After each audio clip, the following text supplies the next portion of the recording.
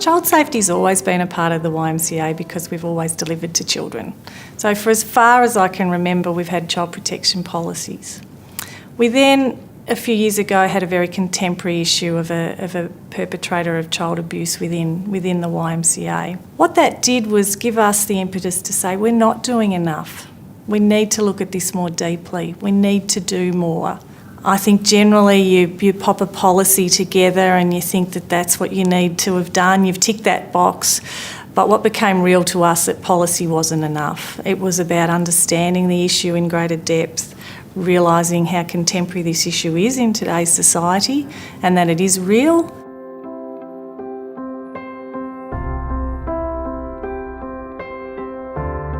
A child safe organisation doesn't just happen.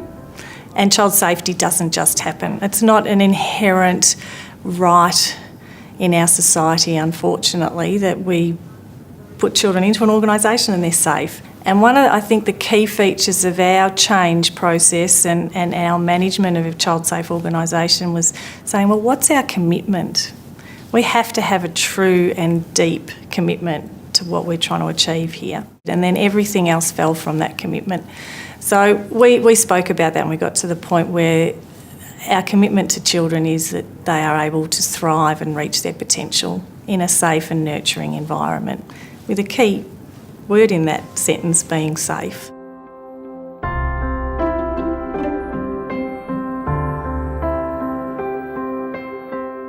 Time is a really important part of building a child-safe culture. It's something that you need to engage your people with. You need to allow them to understand what their expectations are. You need to make their expectations very clear and unambiguous, but you also need to provide a learning and development platform for them to understand what child safety really is. Another key component of cultural development is actually continually having the conversation.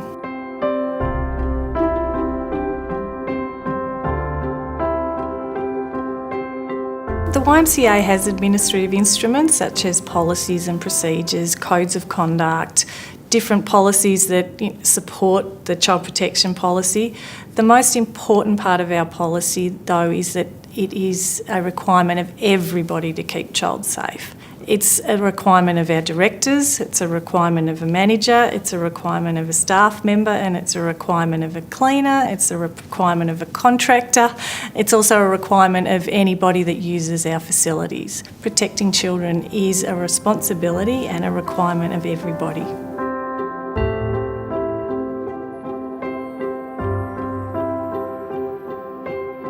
We intend to maintain our culture within the organisation by embedding our practice into things that become business as usual. So we look to have discussions in relation to child safety at staff meetings, at board meetings, at regular catch-ups with staff, at regular catch-ups with people, stakeholders that use our organisation, and with our parents and our children. And I think that's a really key component of this, again, making it accessible, making it important, but making it regular language for everybody.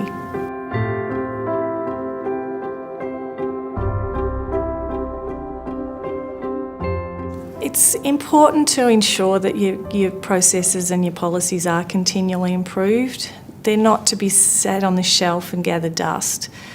In our policy, we actually have a continuous improvement process embedded in it. There's a yearly self-review, there's a 3-yearly policy review, but I think more importantly too, within our structure, we've actually got a leadership team of champions of child safety that continually meet, talk about what's important in relation to child safe practice, and then they have a direct link to our national board. So we're going to listen to what's happening on the ground and ensure that that's improving our policy as and when's needed.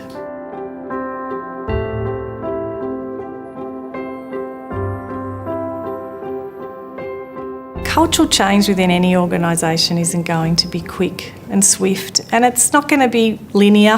It's going to have all sorts of different things that will affect it. It's really important though to continue with that commitment It's really important to be clear about your commitment, because otherwise people will become confused. So cultural change does take time. Don't rush it. Be succinct about what you're trying to achieve, and then put learning and development frameworks in place that help support people to understand what's expected of them.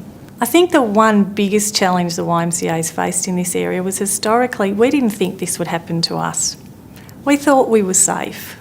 We didn't understand what it actually meant to be child safe in its entirety, and I think we were complacent to the fact that we just really didn't think this would happen with any YMCA person, by any YMCA person. You need to do everything you can to ensure that children are safe within an organisation. Because of this, because we know it's real, because it is real, we have had to go on this journey of ensuring that children are safe within our organisation, not just via policy and procedure, but by true cultural change and commitment to child safety within the organisation.